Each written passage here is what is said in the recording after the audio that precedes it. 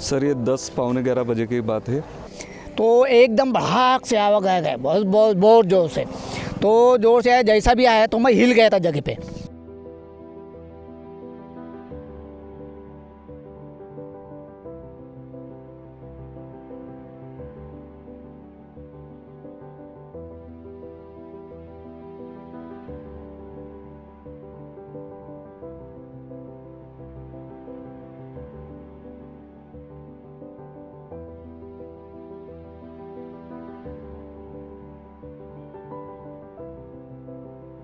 मैं सुबह आया था, मेरी मिसेस यहाँ पे अप्रेंटिस कर रही है, प्रशिक्षु है वो।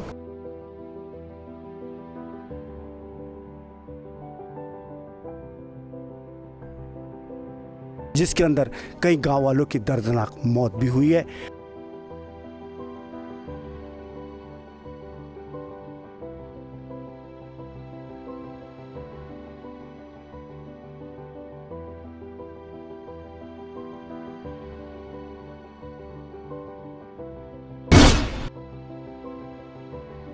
दर्शकों नमस्कार। नागपुर के 0 माइल से 32 किलोमीटर की दूरी पर आने वाला ये वही आयुध निर्माणी भंडारा का गेट है और यहीं से बॉर्डर शुरू होती है। और अंदर में जो ब्लास्ट हुआ है वो ऑर्डिनेंस फैक्ट्री में हुआ है, आयुध निर्माणी इस सेंटर में हुआ है, जहां पे कई लोगों की जानें जा चुकी है, कई लोग मलबे के अंदर भी है।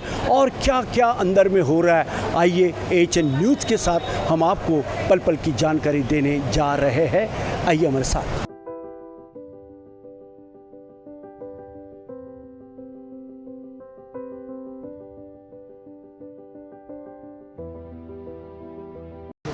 दर्शकों अब हम आयुध निर्माण के उस गेट्स के भीतर यानी अंदर आए हुए हैं और इस परिसर में जहां पे हम गेट नंबर 1 पे खड़े हैं, जहां पे ये हादसा हुआ है। और इस हादसे में आधिकारिक तौर पे यह पुष्टि की गई है कि 5 लोग मरे हैं, जबकि कुछ लोगों का कहना है कि 5 से अधिक लोग इस ब्लास्ट में उनकी दर्दनाक मौत हुई है।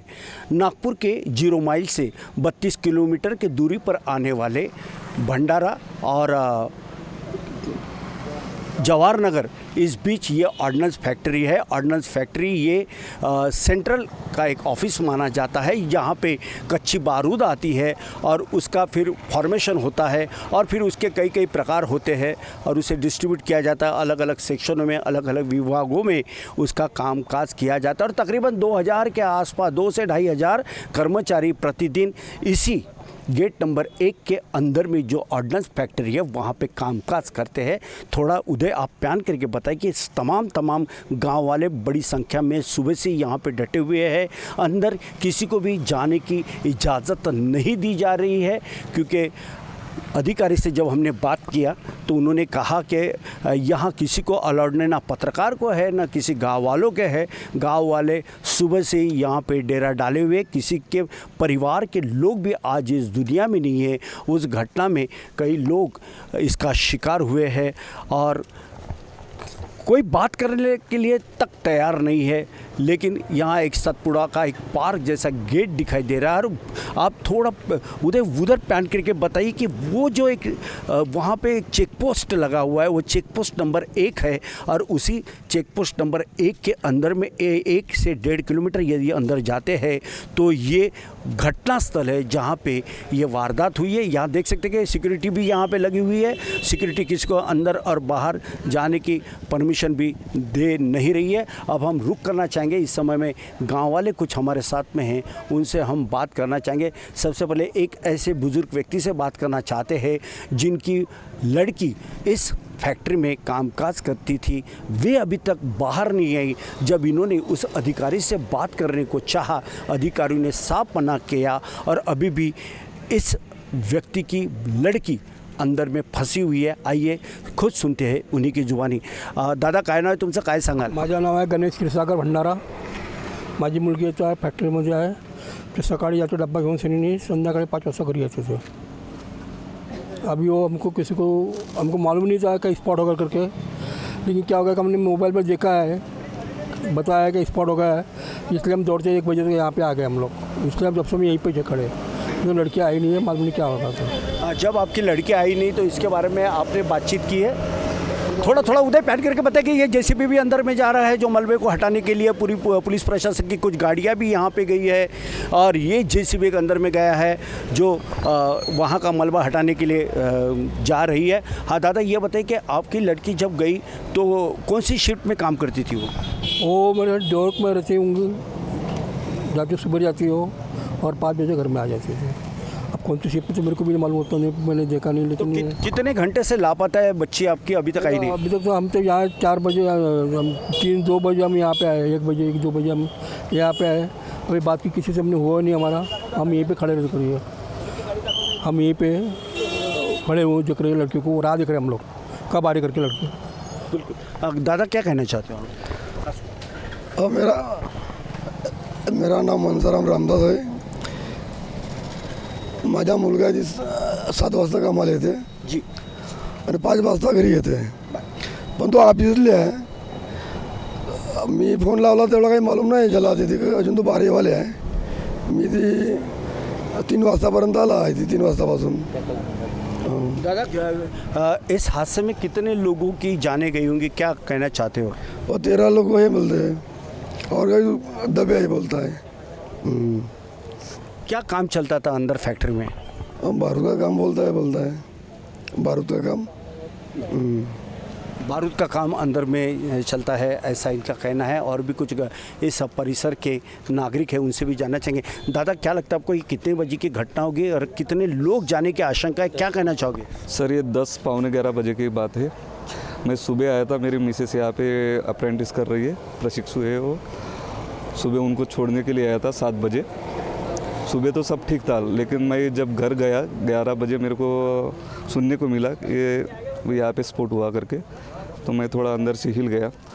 और जब यहाँ पे आके देखा तो बहुत लोग यहाँ पे खड़े थे और अभी तक मेरा उनसे कुछ भी संपर्क नहीं हुआ, जो मेरे मिसेस वगैरह है। तो अभी तक यहाँ पे 14 से 15 लोग मर गए, ऐसा पता चला। बिल्कुल बिल्कुल। जब आपकी मिसेस अभी तक बाहर नहीं आई है तो क्या आपने अधिकारी से किसी बातचीत किया है? नहीं सर, अभी यहाँ से मेन गेट 500 मीटर है, यहाँ से उधर जाने ही नहीं दे रहे, किसी से संपर्क नहीं हुआ अभी तक। और यहाँ पे 150 से 200 लोग प्रशिक्षु है, अप्रेंटिस कर रहे हैं, उनसे अभी तक कुछ भी संपर्क नहीं हुआ। आपका क्या नाम, कहाँ रहते हो आप? मेरा नाम आशीष सूर्यवंशी है, मैं ये खैरी पुनर्वसन में रहता हूँ। और तकरीबन कितने गांव आते हैं इस ऑर्डिनेंस फैक्ट्री के अगल बगल में? यहाँ से 14-15 गांव आते हैं ये ऑर्डिनेंस फैक्ट्री के अंदर।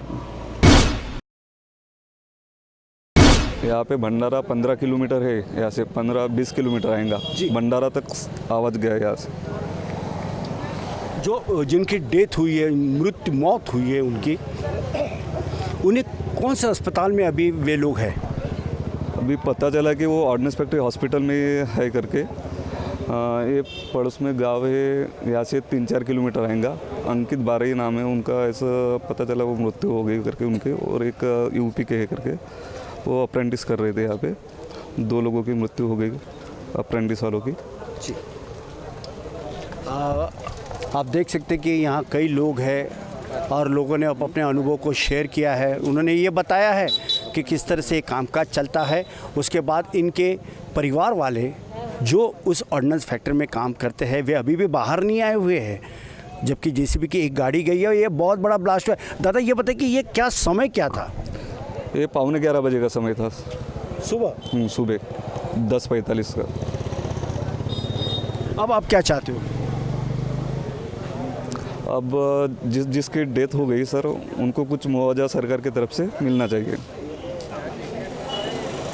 और उनके जो परिवार है उनको तो भगवान थोड़ी हिम्मत दे। बिल्कुल बिल्कुल बिल्कुल। इस नौजवान साथी से जब हमने बात किया तो इनके आंखों में आंसू दिखाई दिए हैं। और आना स्वाभाविक है, घर का अपना व्यक्ति वो उस कंपनी में ऑर्डिनेंस फैक्ट्री में कामकाज करता है, सुबह हंसते हुए जाता है, लेकिन अभी दिखाई नहीं दे रहा है। अगर इन्होंने बातचीत की अधिकारियों से तो अधिकारियों ने भी हाथ खड़े कर दिए हैं। किसी को भी अंदर भीतर जाने की किसी भी प्रकार की एंट्री नहीं है, उसके ऊपर में रोकथाम लगा दी गई है। तो दर्शकों, एच न्यूज़ की टीम पल पल की जानकारी हम आपको देते रहेंगे। जैसे ये खबर जंगल की आग की तरफ फैली, हमें भी समझी। हम AHN न्यूज़ की टीम नागपुर से तत्काल यहाँ पर इस घटनास्थली पे आए, इन लोगों से बातचीत किया है। अब हम आपको अस्पताल की तरफ भी हम रुख करना चाहेंगे और वहाँ पे जो पीड़ित लोग हैं, जिनके घर के परिवार के लोग आज इस दुनिया में नहीं है, उनसे भी हम बात करेंगे। आइए AHN न्यूज़ के साथ। दर्शकों, इस समय में AHN न्यूज़ की टीम पहुंची है आयुध निर्माण के उस अस्पताल में जहां पे लोगों की जिनकी डेथ हुई है, उनकी डेड बॉडी यहां पे लाई गई है। आप देख सकते हैं कि यहाँ पर पुलिस और इस जो गांव वाले हैं जिनके घर में ये घटना घटी है, वो पूरे गांव को जैसी ये खबर चली, लोग अस्पताल में सब लोग जमा हो चुके हैं।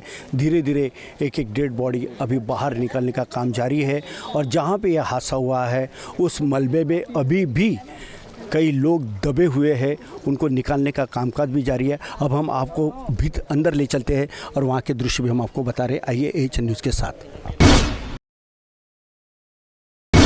हम आपको बता सकते हैं कि यहाँ पे जो अस्पताल के कर्मी हैं, जैसे डेड बॉडी का पोस्टमार्टम हो रहा है, एक एक डेड बॉडी को यहाँ पे लाया जा रहा है और यहाँ पे स्ट्रेचर भी दिखाई दे रहा है। इसी स्ट्रेचर पर से उस डेड बॉडी को उनके परिवार को सौंपा जाने वाला है। अब तक के 9 लोगों की मौत हो चुकी है, ऐसे कहा जा रहा है।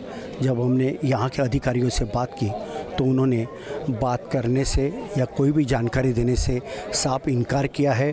लेकिन दर्शकों, हमारी ये कोशिश जारी रहेगी कि हम जो घटने में जो बात हुई है वो हम आप तक के पहुंचाने का पूरा प्रयास करेंगे। स्ट्रेचर पीछे में दिखाई दे रहा है जिसके ऊपर में अब डेड बॉडी यहाँ परिसर में जो परिजन उनके जो आए हुए, उनको ये बॉडी सौंपी जाने वाली है।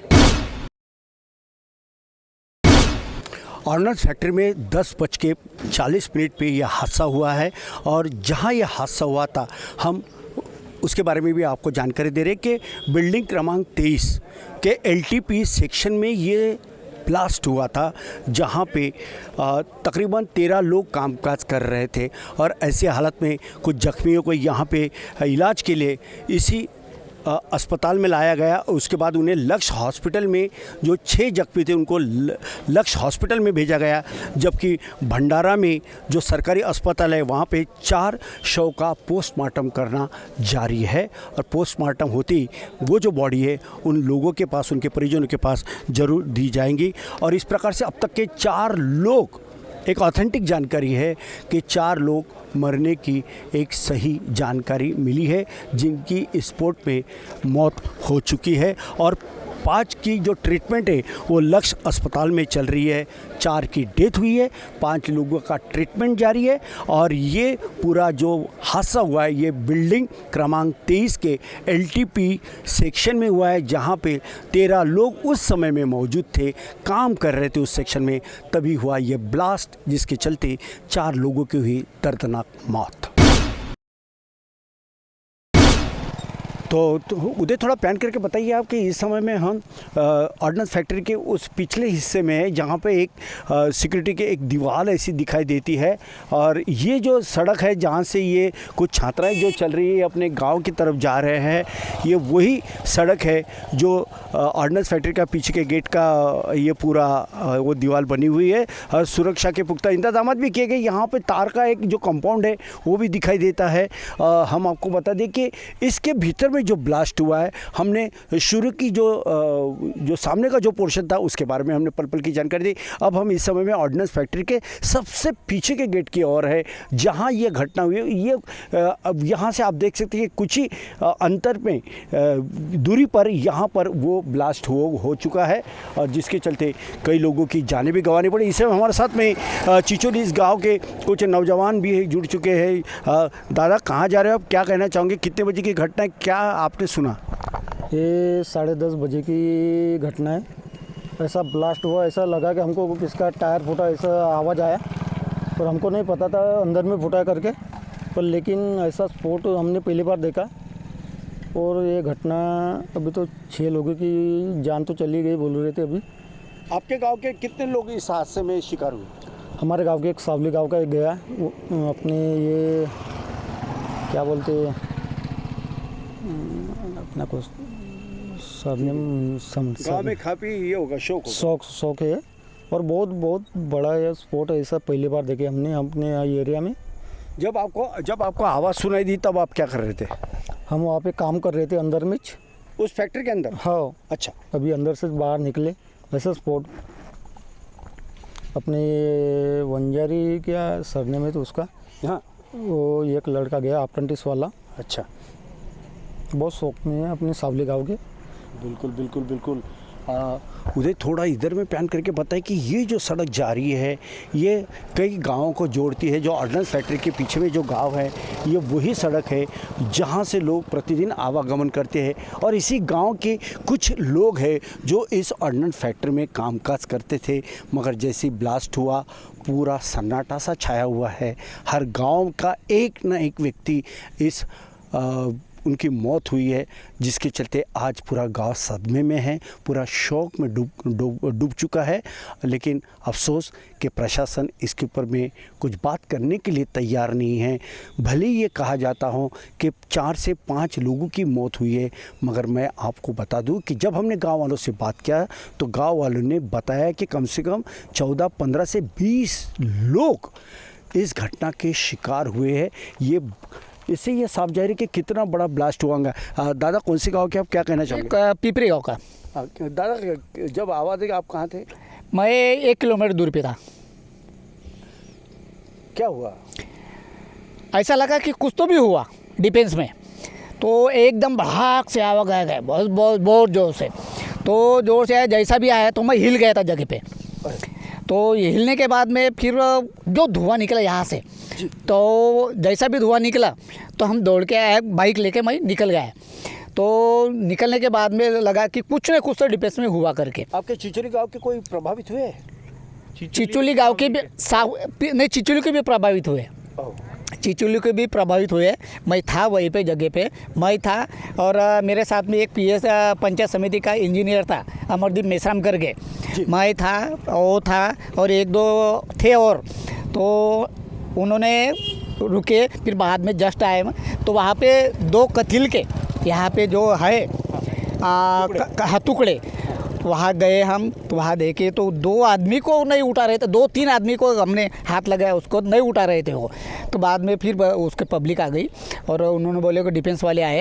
तो इन्होंने दादा मुझे ये बताइए, आपकी ये ब्लास्ट होने के पीछे की मुख्य वजह क्या है? आखिर ब्लास्ट क्यों हुआ होगा, क्या कारण हो सकता है? नहीं, ये नहीं बता सकते हम। वो डिफेंस का है मामला, उसमें अंदर का है, उसमें कोई बता नहीं सकता। बिल्कुल। डिफेंस का जहाँ काम आता है तो पूरी चाक चौबंद सुरक्षा होती है और जहाँ पे कोई पर नहीं मार सकता, इस प्रकार के पुख्ता इंतजामात भी किए जाते हैं।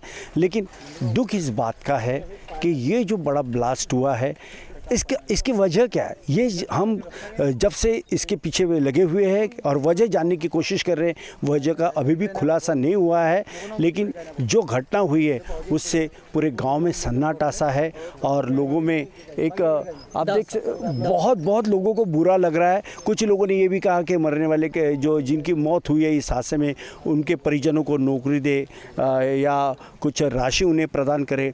मगर एक बात तो, जाने वाला व्यक्ति तो दोबारा आता नहीं है और इस प्रकार की यह घटना होना एक बहुत बड़ी बात है। और भी कुछ लोग हैं, हम उनसे भी जानना चाहेंगे, आइए हमारे साथ। जैसे ब्लास्ट हुआ तो अंदर से दूर उड़ते हुए ये जो मेरे हाथ में ये शीशे का टुकड़ा इतना वजनी है कि शायद मैं भी इसको किसी जैसे तैसे पकड़ पा रहा हूँ। और ये पूरा उड़ के आया हुआ है, ये देखिए, ये पूरा टुकड़ा ऐसे पूरे सब तरफ फैल गया था। ऊपर से जो फैक्ट्री है, जब ब्लास्ट हुआ तो ये टुकड़े ऊपर से उड़े और ये पूरे शीशा के टुकड़े, इसे कहा जाता है, काफ़ी वजनी है। और तो इससे ये अनुमान लगाया जा सकता है कि ब्लास्ट कितना बड़ा होगा, जिसके अंदर कई गाँव वालों की दर्दनाक मौत भी हुई है। अब प्रशासन उन्हें क्या मदद करता, सरकार क्या उन्हें सुविधा मुहैया करेगा और उनके परिवार को किस प्रकार की मदद करेगा, ये तो सरकार तय करेगा। लेकिन एक बात है कि जिनके परिवार के लोग गए, आज पूरे गांव में जब हमने मुआयना किया एक सन्नाटा सा छाया हुआ है। ऑर्डिनन्स फॅक्टरी जवाहरनगर जिल्हा भंडारा इथे आज सकाळी 10:30च्या सुमारास एक ब्लास्ट झालेला. त्या ब्लास्टमध्ये 13 ते 14 लोक बाधित झाल्याचे दिसून येते. त्याचं सध्या आमचं बचाव कार्य या ठिकाणी सुरू आहे आणि आतापर्यंत 6 व्यक्तींना आम्ही बाहेर काढलं आहे. त्यातले 1 व्यक्ती मृत आढळली आणि 5 व्यक्तींना आपण उपचारासाठी हॉस्पिटलकडे पाठवलेलं आहे. बचाव कार्य अजून चालू आहे. आणखी 7 ते 8 लोकमध्ये या डेब्रीखाली लागले असण्याची शक्यता आहे. त्यानंतर आपल्याला आणखी येत आहे बचाव कार्य. जवाहर नगर भंडारा स्थित ये जो ऑर्डिनेंस फैक्ट्री है, आज सुबह 11 बजे के आसपास वहाँ एक बड़ा एक्सप्लोजन हुआ है और माहिती मिलने के बाद तुरंत एसपी भंडारा, कलेक्टर भंडारा और पूरी संबंधित विभाग की टीम घटनास्थल पहुंची है और उन्होंने जो सर्च एंड रेस्क्यू ऑपरेशन है कंटिन्यूसली 8 घंटे में वो पूरा किया है. ये जो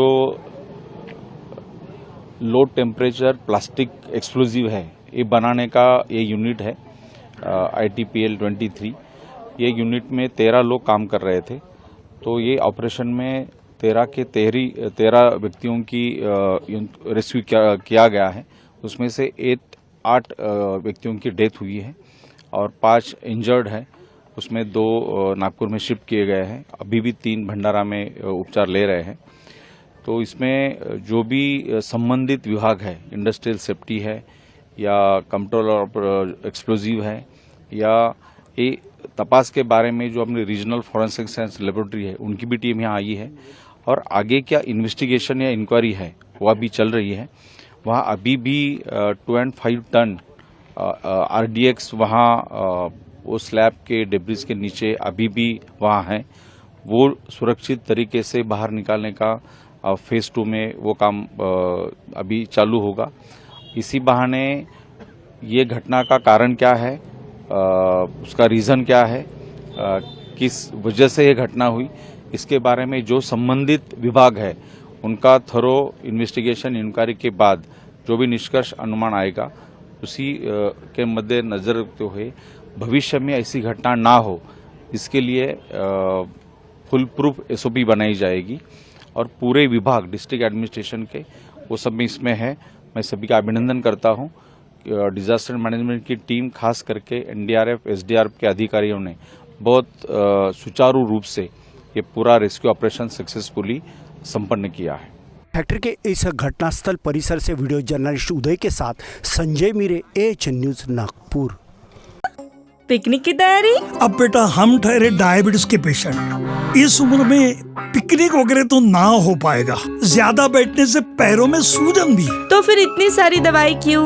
90% ऑफ डायबिटिक पेशेंट की शुगर सिर्फ अप्रोप्रिएट डाइट थेरेपी से कंट्रोल की जा सकती है. अच्छा, अब क्या करें?